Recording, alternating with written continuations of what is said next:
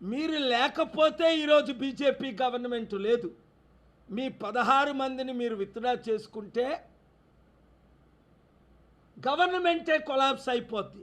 అలాంటిది మీరు వయసులో పెద్దవారు, తెలివితేటల్లో గొప్పవారు, మంచి అడ్మినిస్ట్రేటరు, ఇంత బానిసగా ఎలా మారిపోయారు?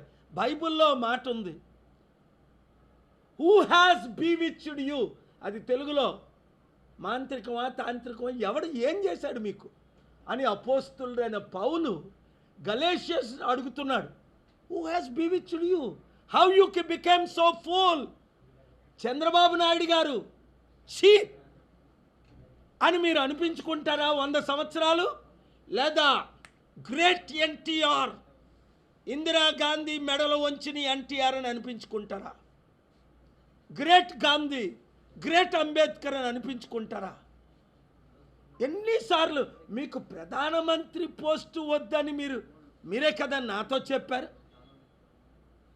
స్టేజ్ మీద 97, 96, 98 మీటింగ్స్లో హైదరాబాదులో నా పక్కన కూర్చున్నప్పుడు మీరే చెప్పారు కదా, మీరు ప్రధానమంత్రి అయితే బాగుంటుందంటే, లేదండి నేను రాష్ట్రం పట్టే అభివృద్ధి చేస్తానన్నారే.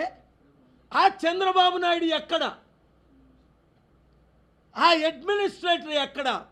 ఆ కరేజియస్ లీడర్ ఎక్కడ? ఎవరికి మెడ వంచని చంద్రబాబు నాయుడు ఇవాళ ఇంత బానిసగా ఎలా మారారు?